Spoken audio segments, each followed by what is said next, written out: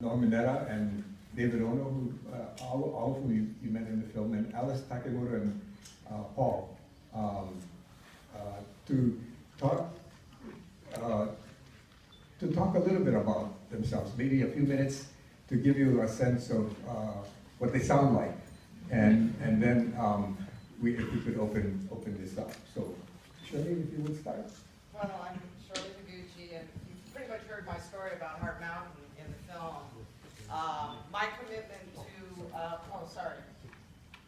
My commitment to telling the story is really what was in the film, and that you know, my parents met there as children, but I was raised in the Midwest, in Ann Arbor, Michigan, and my parents really never talked about that experience. And so I would get hints of the experience, learning things by following Norm's career and Senator Inouye's career and other distinguished leaders in our politics, which led me to come to Washington, D.C. and become a lawyer. But it's very difficult for my generation to speak about this experience because the Nisei, in many ways, were very quiet about it. So my goal with my foundation and with my leadership that's here in Washington, D.C. this week is to tell that story. All of you saw the placards that were being put up on utility posts and sides of buildings. And it simply said, instructions to those of Japanese ancestry, alien and non-alien. And as a 10-year-old kid, I would look at that sign wondering, who's a non-alien? It's a citizen.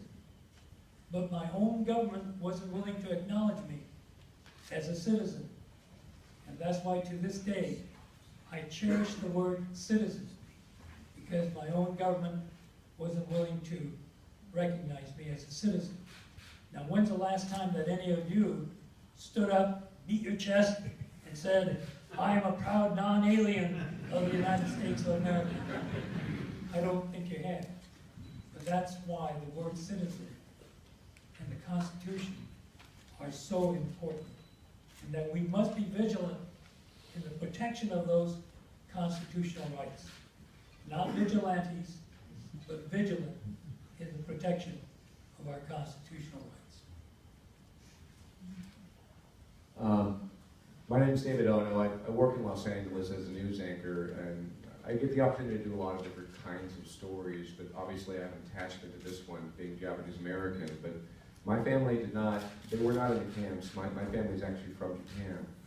But when I run across these kinds of stories, I truly believe these are some of the greatest stories in American history that so few of us know about. And so to have the opportunity to say this and talk about this to me is a real blessing.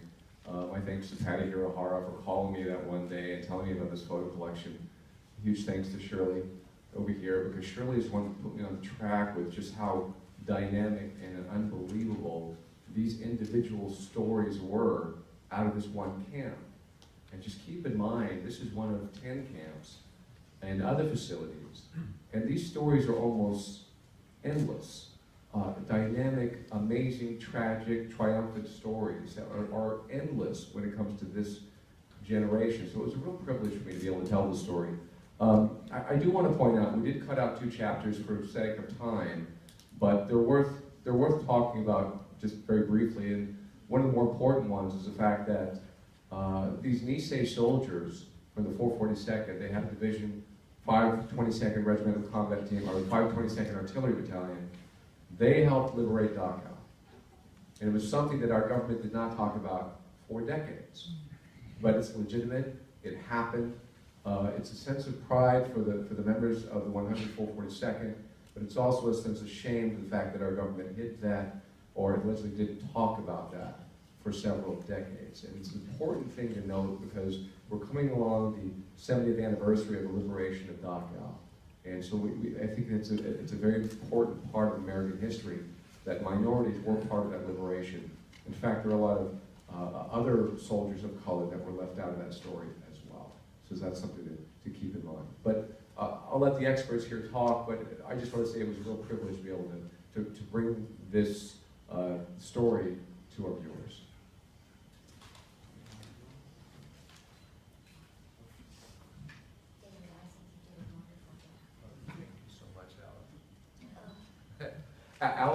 told she didn't expect her son pulled a fast one on her and said, "Do you want to come with me?" I'm actually telling her, "You're actually going to talk." But you are wonderful. You're adorable. I can already tell. I think David covered so much about Heart Mountain. I was in Arkansas, and when I think of what the people in Heart Mountain, how cold it was, can you imagine a day like this when you wanted to go have a drink of water or go to the bathroom? You had to go outside, and your barrack never got warm. When it was winter, even in Arkansas, we never got warm. And I just thought I'll put that out to you so you can kind of think what it was like. I'm her son. I'm nervous. I feel very self-conscious being here. I find it very ironic that I should be participating in a day of remembrance when I spent so much of my life trying to forget the fact that I'm Japanese American and anything having to do with it. She was in camp in Arkansas, she said. My dad was from Hawaii. He was a combat medic with the 442nd, and they settled in Maryland after the war. So I was born and raised here. And I'm 57 now, and I think when you get older, you start to look respectable, but it's a very thin veneer.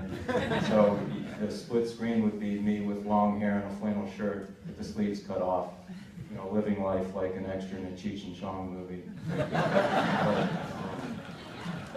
pride. I'm proud now to be Japanese American. It's come very late. I was in a slavery museum with my wife, and came across a quote by Nelson Mandela, and he said, I'm paraphrasing this, but he said something to the effect of, "I'm ashamed of being shamed." And that's where I am.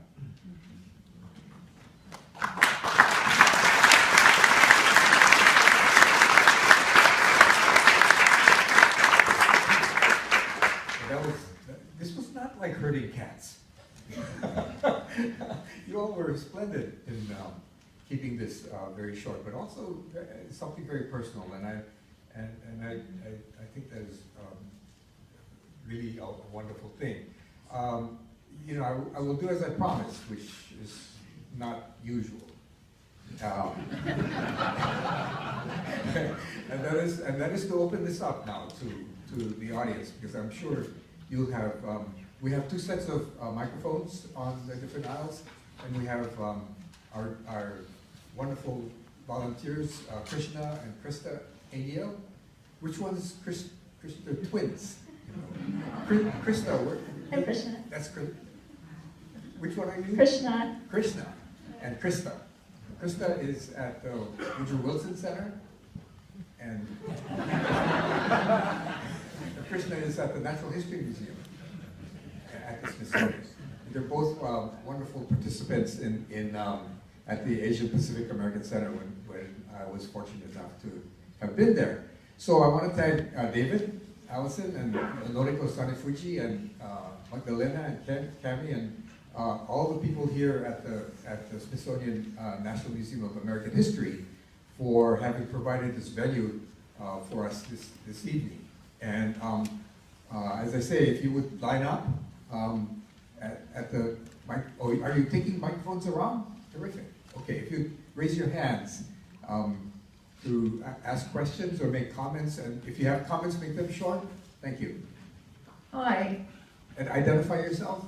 my name is Karen DeGees, and I'm from Bethesda, Maryland. And I have a very simple question to ask. The man who had the photo lab, it said that it was hidden. What were the consequences if it would have been found? And were people at Heart Mountain ever maltreated? Patty, would you take that, please? This is the granddaughter, right? Who was in the film. Yes, I'm Patty Hirahara. And I think I was talking to somebody from the National Archives today. And I would really like to find out what's in my family's folder. But in looking at the final report of Heart Mountain, it didn't show how many times my family went in and out of camp.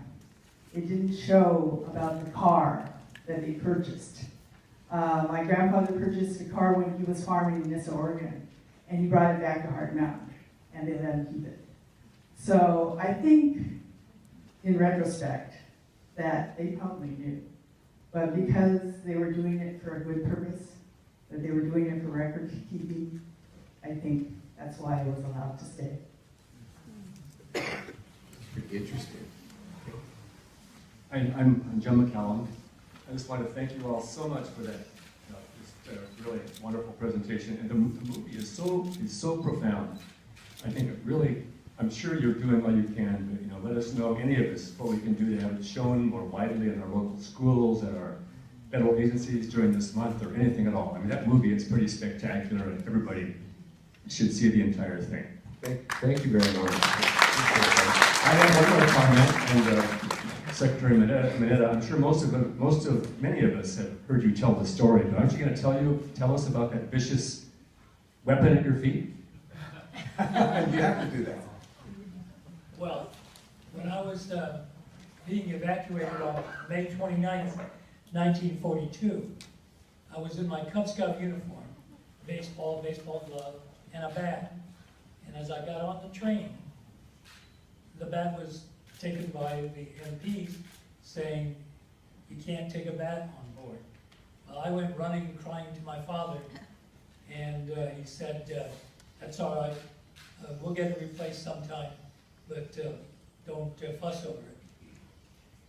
When we got to Santa Anita, no baseball bats were available, but I don't know if any of you have ever tried hitting a baseball with a piece of stick. It just stings in your hand, and it taught me a lesson not to play baseball with a piece of stick. You had to have a bat with it. But in 2 years ago, I guess it was, after I had done a 3-day videotape of my time in President George W. Bush's cabinet, the archivist and curator for the George W. Bush Library, in thank you to me for the 3 days of videotaping, sent me this bat.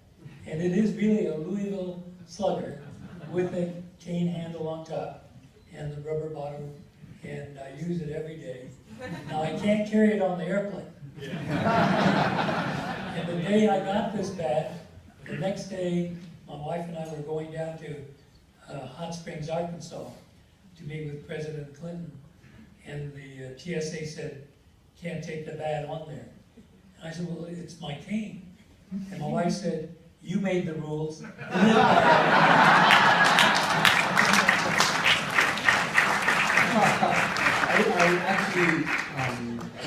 I know Denny Mineta has been an extremely staunch supporter of the good things that Secretary Mineta has done. So I wonder if you would just stand for a second and be acknowledged. Thank you.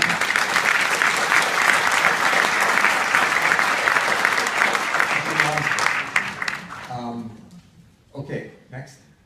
Franklin, I'd like to answer for the gentleman in terms of what he can do and what all of you can do to help this film. There's a postcard outside, and on the back says, please like us on Facebook. If you, all of you that have access to Facebook, if you can add your likes to this, this will really help this film. Thank you. Great idea. Here? Yes. Yes, my question is this. Can you tell us who you are? Hi, my name is Amoja Sumler. As we all know, Japan was allied with Germany and Italy. And my question is this.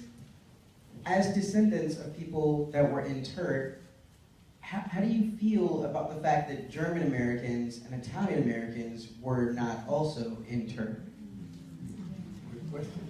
Well, I think that's the part about Executive Order 9066 that's so significant, because the wording in the executive order did not talk about rounding up potential spies or saboteurs or whomever.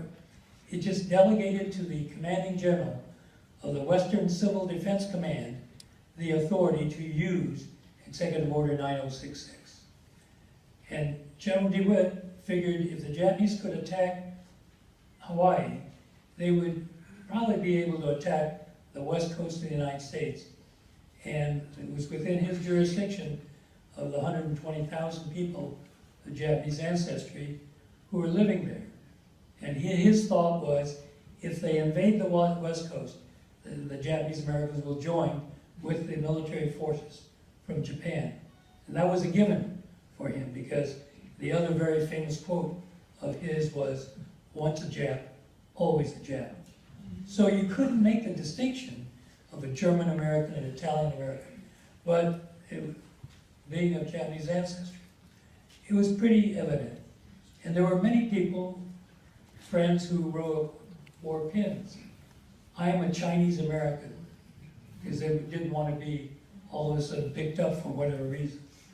So it's one in which there is really no answer, except that by ethnicity and by identity, we were easily rounded up.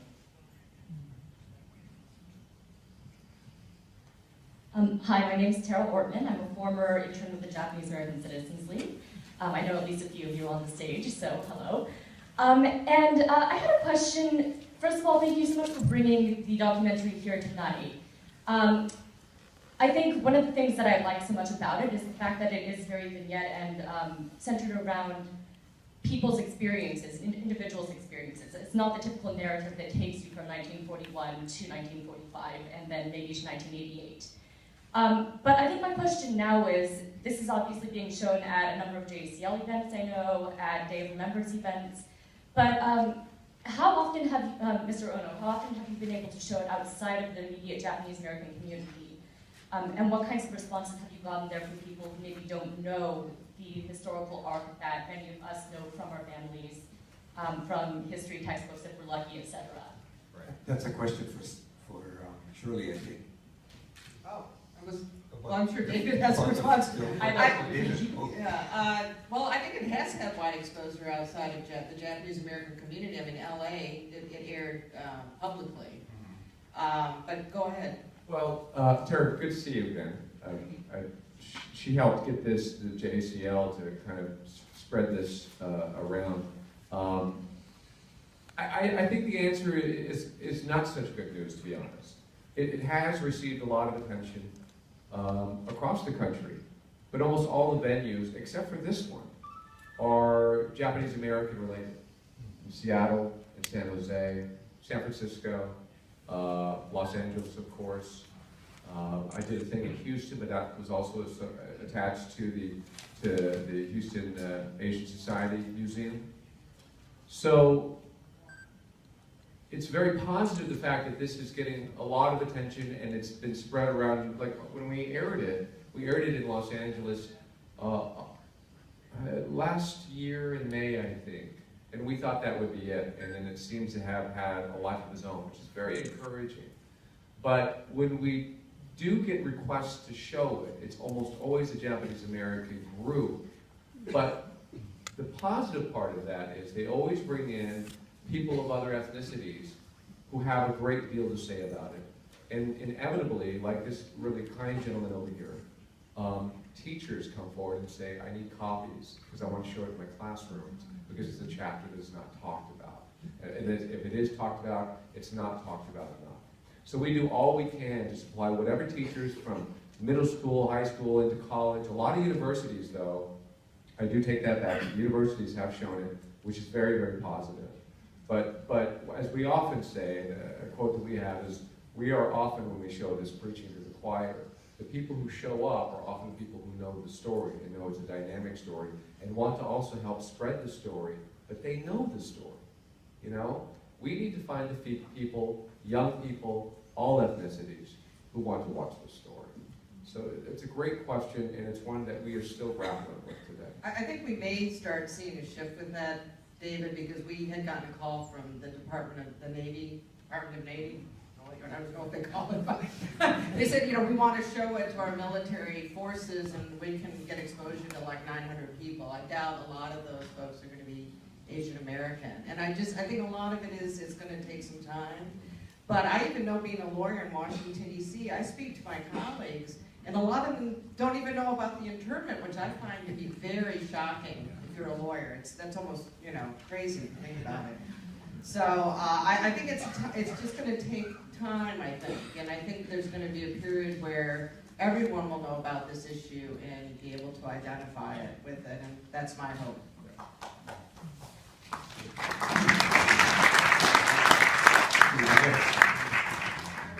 You have a mic? Yeah, I'm Shukoyoshi Kami, and I was in Hart Mountain. And it had two things. One was they showed the Boy Scouts, but they were the Girl Scouts. And, That would be in part 2. That's a good point. I never even thought of answer that. the question, why weren't the Germans and the Italian Americans rounded up? That's because clearly, you can't identify them with the majority. But basically, that's been not discussed very much, is the economic issue in this of Japanese Americans and Japanese couldn't own property in California. They couldn't purchase property, so they bought it in the names of their neighbor or their children. And this enmity goes back into the 20s or even earlier. So I think that's an underlying issue it adds to. It's more than just a racial issue, but it's an economic issue. And I think the Jews know about this in Europe. Thank you. I think that's a good point. I mean, there's follow the money sometimes leads you to some really interesting conclusions. So we have, I move with the microphones. There's somebody over here, somebody in the back there first.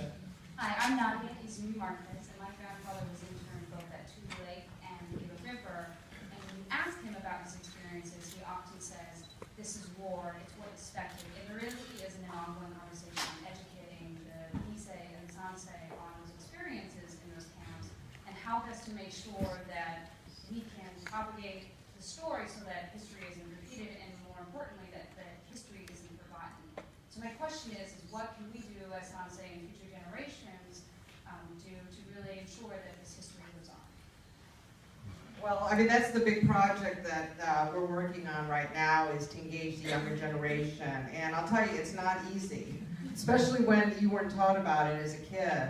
But I think what you could do is, when I have this thing of adopting a Nisei, kind of like, really take ownership over one or two people or three people that experienced this, and really went through hell. I mean, I think somebody had asked here about, was there any abuse or maltreatment? Of course they were abused. They were in a prison.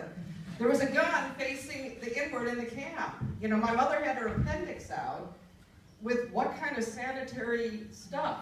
You know what I'm saying? So obviously it was abusive. And we looked, at my mother's files that were at the archives, and just the sort of the notations by the counselors and the teachers there, some of the remarks were pretty much inappropriate things you shouldn't be saying about children.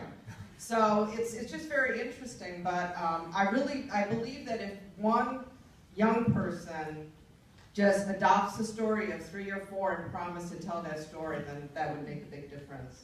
If I could add to that, there's such an advantage today than there was when I was young. Cameras and edit equipment and all of this stuff were like so expensive, and now we have cameras and recording equipment on our cell phones. So I think that generation did not talk, notoriously did not talk. That's almost what everybody says when they were growing up, is my parents never told me anything about this. But the ones that are left, if young people can record them, that would be invaluable, because they're not going to be around forever. And their own individual circumstances and experience could be priceless, and especially to you. So Jeff and I, my co-producer on this, we always encourage the young people when we talk to their classroom and stuff like that. You now have the wherewithal to record whatever you want to record. Sit somebody down that you respect, who has a history, and talk to them about it, and keep it forever before you lose the opportunity to do so. This question, Frank, about why isn't there more discussion about it? I think because of the, I guess you might say, the cultural or the psychological side of the Japanese American community. You don't like to talk about things that are bad. So to me, the yoke of shame was put on those of Japanese ancestry on the signing of Executive Order 9066. And they never wanted to talk about it. And yet, I'd like to think that on August 10th, 1988, when President Reagan signed the HR 442 into law, that recognition of the gross violation of the rights of 120,000 people, that yoke of shame was somehow lifted off their shoulders at that point. And as I said, the most poignant part of the law to me was that the Congress, on behalf of the American people, apologizes to those of Japanese descent for the gross violation of their constitutional rights. That's a really good point. I've been reminded that the Congress of the United States has apologized 5 times.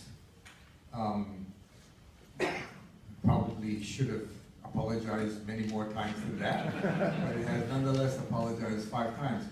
Once in a brief mention of slavery, another time for mistreatment of Native Americans, a 3rd time for the unconstitutional overthrow of the Native Hawaiian Kingdom, a 4th time for the passage of the Chinese exclusion law and the exclusion acts that obtained thereafter, and a 5th time for the treatment of Japanese Americans during World War II. And it's the only time that an apology came with money.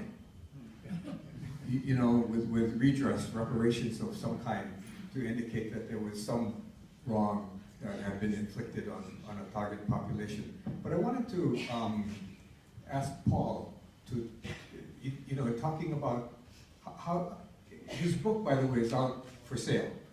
And I think you should insist that he go out there and sign these books, because he's been recalcitrant. And I don't seem to be able to convince him to do that on my own. So if you would all applaud. And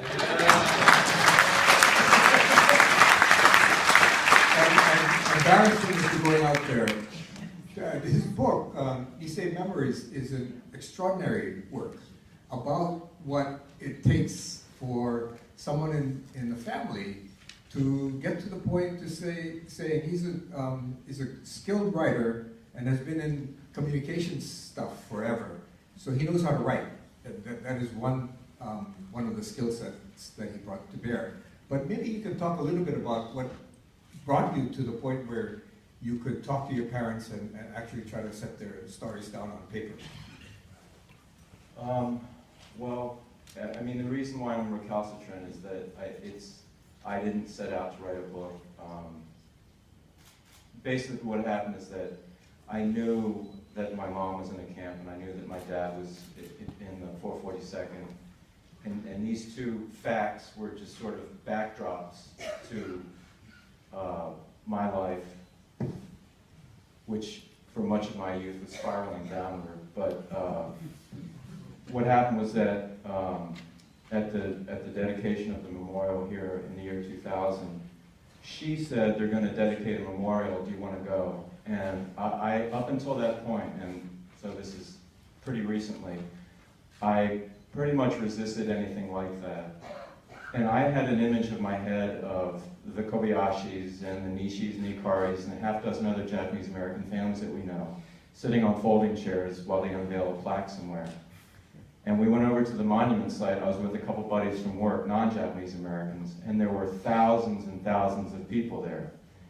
And just seeing so many people there for that reason was really amazing to me. And that night, we were sitting in a chicken out on Rockville Pike, and my dad was talking about all the people he knew on that wall, all the friends of his who'd been killed. There were about 22 of them. And then I just asked if he wouldn't mind talking about these things, and I went over the next day with a tape recorder. But none of this captures the awkwardness of, I mean, there is no way to get entree into these conversations in the normal course of your life. You know, you go over on a Saturday afternoon and your dad just comes in from mowing the lawn and your mom's there and you say, you know, I want to hear what happened to you during the war. That pretty much guarantees it's going to be a short conversation. So,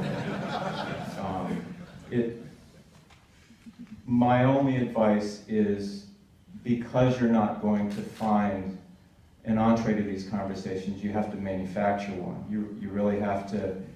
It will seem really contrived because it doesn't fit in with anything else that you have in that relationship with that person. Like my father and I had a very, I mean, he disowned me a couple times. She used to drag me through the house by the ankle so she could shove a bar of soap in my mouth. This is more information than as far as your mom is concerned. But the one point that I wanted to talk about shame is that I never understood why they didn't want to talk about it until we were actually talking about it, and my mom said that she always blamed herself for that. She thought that, well, if the government did this, there must be a good reason for it. We must, you know, there must be something wrong with us. And that's when I first started to understand the shame behind not wanting to talk about it. Yeah, you know, there's somebody over here, but when the JCL first got involved in addressing this whole issue in the early 1970s, it was Edison Uno, a lone, sort of solitary voice who spurred a lot of the rest of us on to try to confront the injustice of it all. And the way he analyzed the silence that had ensued between 1945 and 1970, long time, you know, was to analogize the Japanese Americans to victims of rape. And until at least very recently, the propensity of the society to make the victims feel that they had somehow been responsible for inviting the assault. Too short a dress, too drunk demeanor, too whatever, you know, to make the victim feel responsible for the obscenity. So yeah, I think you know actually contriving a way, even though it may seem artificial, is something that's necessary to do. Over here. Hi, first of all, my name is Bob Mathis. I'm a high school history teacher.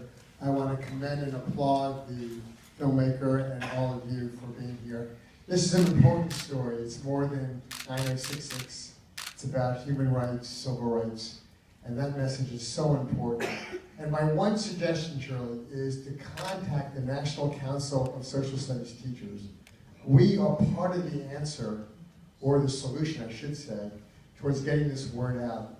I can tell you Montgomery County, this film will be shown, at least in my class. We actually talked about that at our board meeting today with the Heart Mountain Wyoming Foundation, and we're actually bringing a high school teacher who teaches on the East Coast on our board to add diversity, and we hope that that's a project. The other thing is, Sam Mihara, who was also a prisoner and part of our board now, is available for speaking engagements, and we need a pretty large crowd to make that happen. But for instance, if all the, you know, DC, Greater Washington schools want to have a forum, that's something that Sam could think about doing for even Asian American Month or something of that nature. So keep that in mind too. Very good. Okay, there's another hand here. Okay, go ahead. Many of us are graduates of Oberlin College. Can you and of course, John Salzberg. Okay. And of course, we're proud that Oberlin had a number of Japanese Americans that they had, including Alice. And Alice, I wondered if you might talk a little bit about how you were received by the college and by the students. You should tell them why you went there.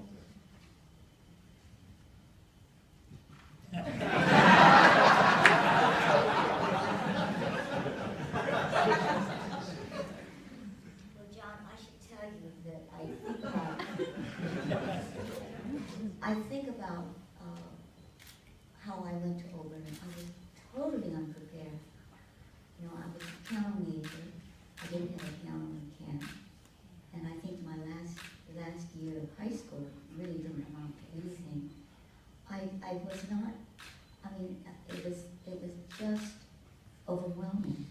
And I passed all the music classes because that's, you know, that music is what I did all my life. But I had to take a college course each year, one subject, and that was torture. and there was never anything unpleasant. The students, they weren't friendly, and I was very small, very small, scared too, and I didn't speak up, and so I really felt like an outsider for my whole 4 years there. People were very, the teachers, they helped me out, and I did well as a music student. But I think if I were to go back there now, I would really make more of it. But it was. Go ahead, Ben. Another thing too. Oberlin was such a liberal arts college, and being in the conservatory, you're just focused on one thing. But some of that rubbed off on me, and I'm very grateful for that. Also, I think we owe a great deal of credit to the Quakers. They formed a Friends Service Committee to find students who were in the camps and get them relocated to campuses that were willing to accept Japanese American students.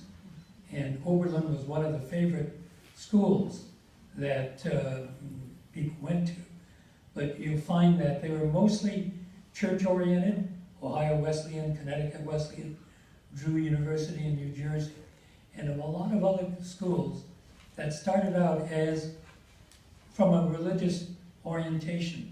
But it was the Friends Service Committee that really got thousands of students out of the camps and into universities during World War II. Right, but not all religions. The Quakers were pretty unusual. Yeah. Oh, the reason I chose Oberlin was that Kenji Okuda was a Nisei, who was the student body president. And I had other places that I considered, but when I heard that really made my decision.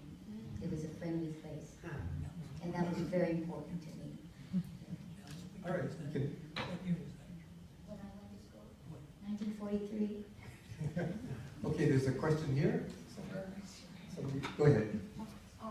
I'm Maureen Kawano-Hinkle, and I thought that, just for the record, that it would be useful for people to know that Italians and Germans were incarcerated, and they were picked up, in fact, minutes after the bombs landed on Pearl Harbor, because the FBI agents, working from lists of thousands of people already compiled in their secret custodial detention index, and they arrested that quickly an estimated 2,000 Japanese and German immigrants on the west and east coasts.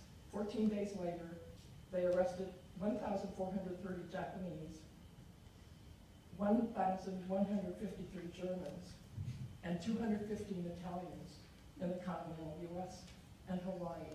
And I think that many people don't know that Germans and Italians were also targeted, and to my knowledge have not had an apology. Yeah, no, that is true, and thank you very much for bringing that up.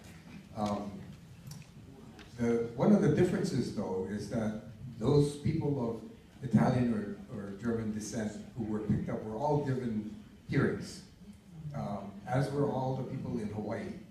Their families were, there were American-born German Italians, German Americans or Italian Americans who were incarcerated, and then in some cases deported, sent to homeland of their parents, country which they did not know, and which where they were not welcome because they were thought of as Americans, and they're therefore possibly spies or agents or whatever.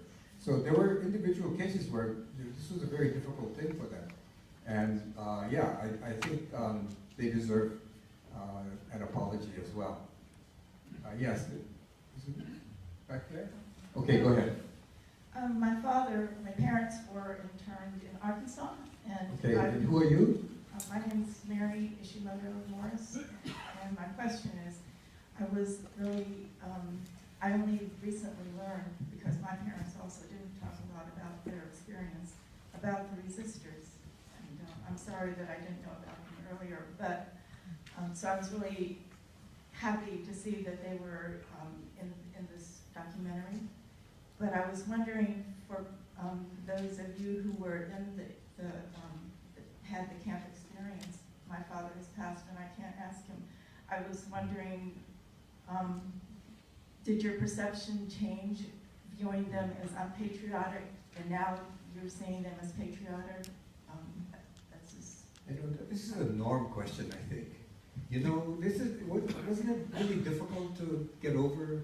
I mean, the JCL, for example, really took off after the Resistors and the No-No Boys, and then you were extremely helpful in getting the leadership of the JCL to sort of change its tune on this. Well, I suppose I could say, next question.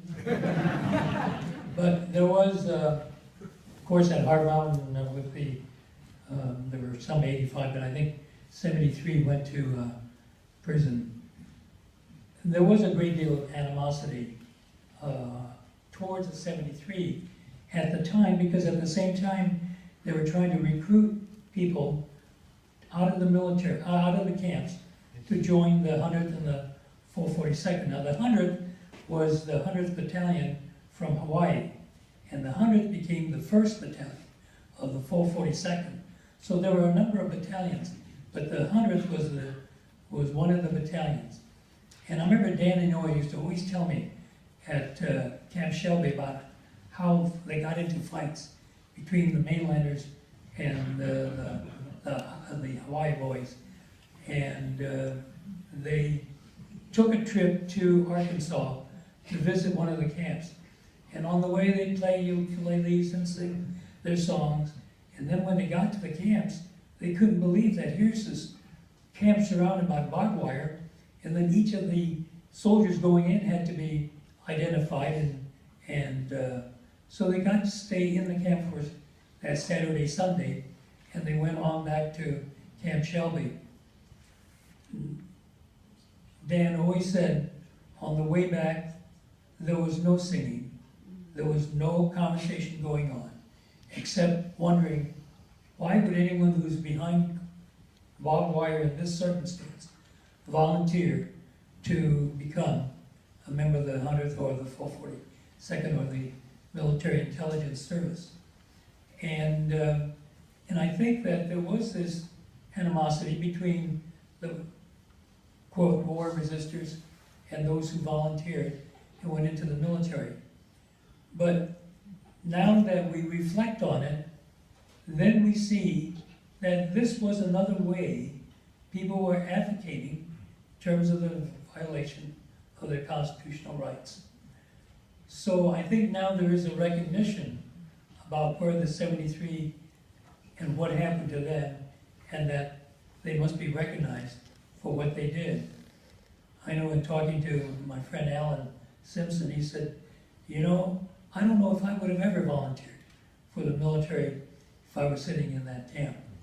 So again, it's another facet of loyalty to country, and it was just done in two different ways, still meaning the same thing as we reflect on those veterans who did resist. I don't think we have to put them into a hero status, but equal recognition about what they were doing. Paul, yeah. Yeah, for what it's worth, my dad, as I said, volunteered from Hawaii and was a combat medic. He felt that the resistors, he always called them heroes. He felt that what they did was more heroic than what he did by volunteering for the Army. He said, I was just going along with everybody. And I have always felt that the resistors issue is central to understanding the Japanese-American experience, because it speaks to the best and the worst of the Japanese-American experience. You have these men who did more to stand up directly for their constitutional rights at that time, and they were ostracized by their own community, which is a point of shame in our past. So I personally am proud of those guys and identify with what they did. That's a very good point. We have time for one more question. Last question. Okay. My turn. Hi, I'm Sam Mihara. Thanks a lot, Shirley, for introducing me. I was a prisoner at Heart Mountain. I was 9 years old and came out at 12. And I've been asked to give a lot of talks. In fact, I've gone maybe over 10,000 students and teachers so far. And somebody brought up the question about was there brutality at Heart Mountain. We did not see the degree of brutality we had at some of the other camps, but it was in a form of a more subtle type. And my father, for example, went blind at Heart Mountain because the government would not let him go out of the camp to see a specialist he used to see in California. It was denial of good medical practice. My grandfather died in camp of cancer, real severe, painful cancer. And I checked his medical records and found out that he wasn't being mistreated in camp. But the main point, of course, is, what's the lesson learned out of all of this? And when I give speeches to the classes, we're talking about history teachers, and I'll be going very frequently over the next year.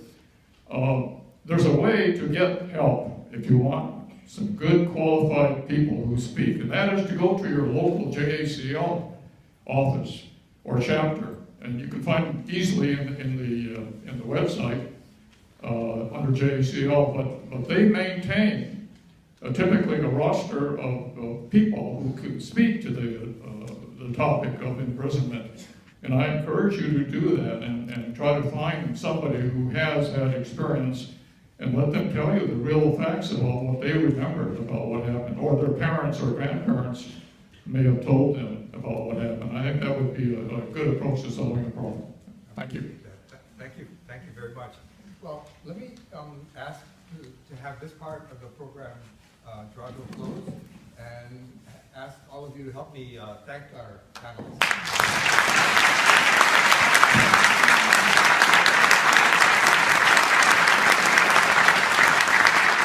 Norman Netta and David Ono, who all of whom you met in the film, and Alice Takemura and Paul, to talk a little bit about themselves, maybe a few minutes to give you a sense of what they sound like, and then if we could open this up. So, Shirley, if you would start. Well, I'm Shirley Taguchi, and you've pretty much heard my story about Heart Mountain in the film. My commitment to my commitment to telling the story is really what was in the film, and that my parents met there as children, but I was raised in the Midwest, in Ann Arbor, Michigan, and my parents really never talked about that experience. And so I would get hints of the experience, learning things by following. But my own government wasn't willing to acknowledge me as a citizen.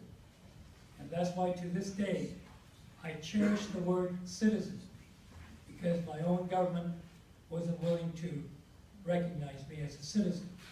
Now, when's the last time that any of you stood up, beat your chest, and said, I am a proud non-alien of the United States of America? I don't think you have. But that's why the word citizen and the Constitution are so important, and that we must be vigilant in the protection of those constitutional rights.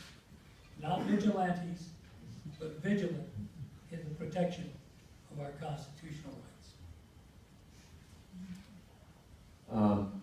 My name is David Ono. I work in Los Angeles as a news anchor, and I get the opportunity to do a lot of different kinds of stories, but obviously I have an attachment to this one, being Japanese American. But my family they were not in the camps. My family is actually from Japan.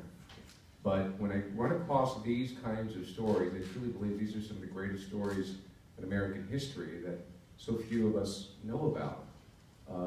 And so to have the opportunity to say this and talk about this to me is a real blessing. My thanks to Patty Hirohara for calling me that one day and telling me about this photo collection.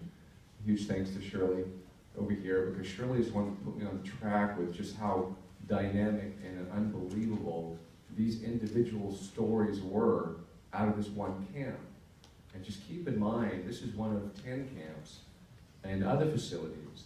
And these stories are almost endless. Dynamic, amazing, tragic, triumphant stories that are endless when it comes to this generation. So it was a real... Following Norm's career and Senator Inouye's career and other distinguished leaders in our politics, which led me to come to Washington, D.C. and become a lawyer.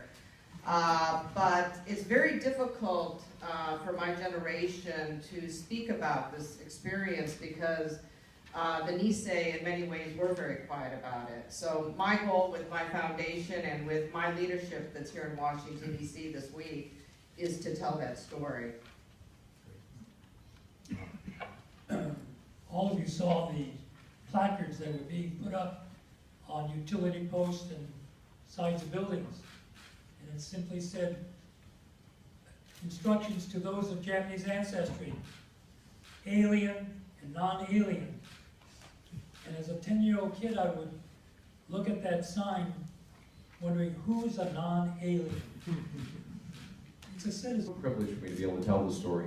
I do want to point out, we did cut out 2 chapters for sake of time, but they're worth talking about just very briefly. And one of the more important ones is the fact that these Nisei soldiers from the 442nd, they had a division, 522nd Regimental Combat Team, or 522nd Artillery Battalion.